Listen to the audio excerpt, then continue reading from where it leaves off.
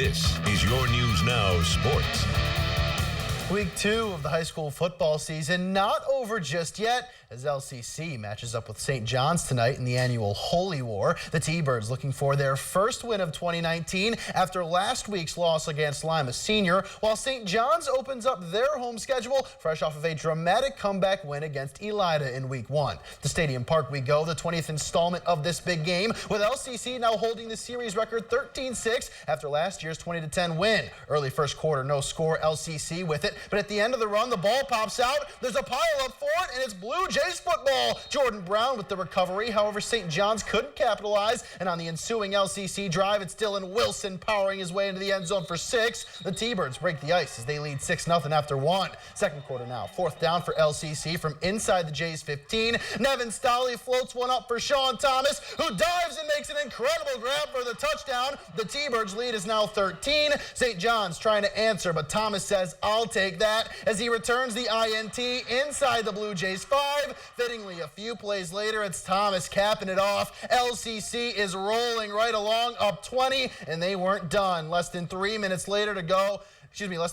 go in the first half. Rossi Moore spinning through the hole, finding a crease, and there he goes. Nobody catching Moore as he is in for another T-Birds touchdown. LCC with a convincing win on the road in the Holy War. They take it 40-6. We move to the pitch with boys soccer action in Bluffton. The Pirates welcome Bath. Second half, no score. Andrew Heldman with a cross to Andrew Lovett, who gets a foot on it and finds the back of the net for the Pirates' first goal of the game. Later in the half, Brenton Brock with the diving stop for the Wildcats to keep Bath within 1, but the Pirates just too strong. Jonathan Schreiner using his right here to double the Pirates' lead, and that is your final. Bluffton wins it 2-0. Girls' turn now as Elida and LCC go head-to-head at Spartan Stadium this afternoon. Elida pressuring early as Brooke Reese lets one go, but Kit Sayatkoski eats that one up to preserve the tie. Still scoreless here, and it's Reese again, this time rigging one off the crossbar. The ball still loose in the box. Annalay Jackson strikes, but Sayatkoski comes off her line to make a fantastic save,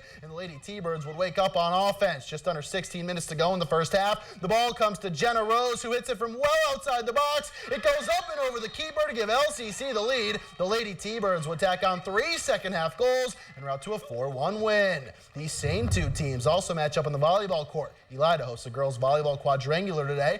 First set, Hannah Riepenoff with the set to Jalen Ream. She buries it for the first point of the match, but the Lady Dogs answer as Rachel Mitchell strong at the net for the point. Elida cuts the deficit to just 2, and they keep going. Cadence Miller finds the sweet spot here with her set. All of a sudden, Elida takes the lead, but LCC just too strong in this one.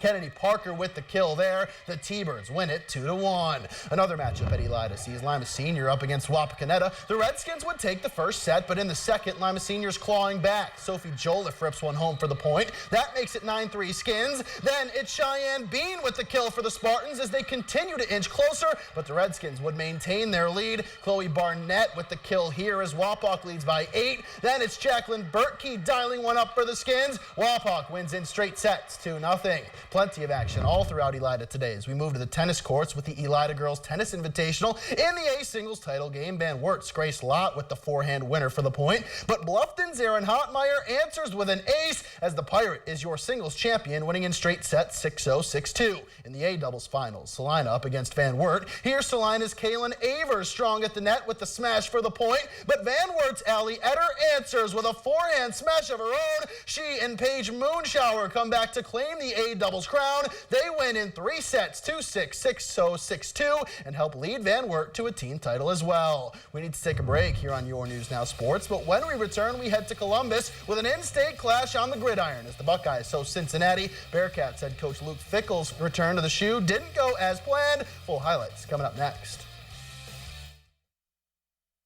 An in-state clash at Ohio Stadium today sees the Buckeyes hosting the Cincinnati Bearcats. UC is led by former Buckeyes head coach Luke Fickell, who makes his return to the shoe for the first time since leaving the Ohio State staff in 2016. It will be an emotional day for the Buckeyes' former head man, who not only grew up in Columbus, but spent more than 20 years at OSU as a player and coach. To a packed Ohio Stadium we go, both teams victorious in their openers, but something's got to give this afternoon. First quarter, no score, first and goal, Ohio State. Justin Justin Fields surveys. Now he scrambles right up the middle, and it's a good decision as he gives Ohio State the lead. One of 2 rushing touchdowns on the day for the sophomore. Second quarter, the Buckeyes doing more damage on the ground, but this time it's J.K. Dobbins. An untouched 60-yard touchdown run as Dobbins goes for 141 on the ground this afternoon. It's 21-zip Ohio State, and they weren't done. Later in the quarter, Fields doing it with his arm as he goes up top for the freshman Garrett Wilson. The 9-yard touchdown reception is Wilson's only catch of the day, but it was a big one. Ohio State cruises 42-0. In other local college football scores today, we're going to go right to the pitch. UNOH men's soccer against Union. This is Mikhail Radchek with the penalty kick on the spot. Nope, we're going back to the local college scores. We got 2 games from this afternoon. Bluffton matching up with Worcester.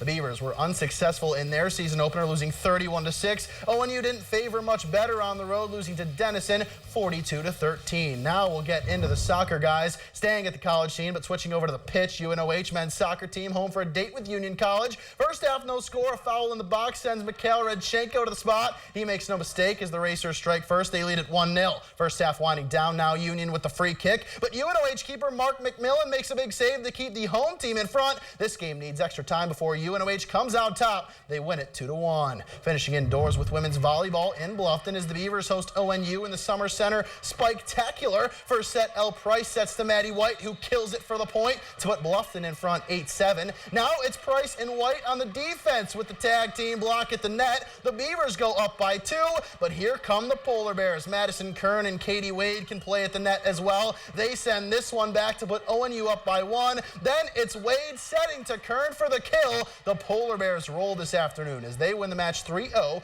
in straight sets. Katie. All right, thanks so much, Matt. We'll wrap things up after the break.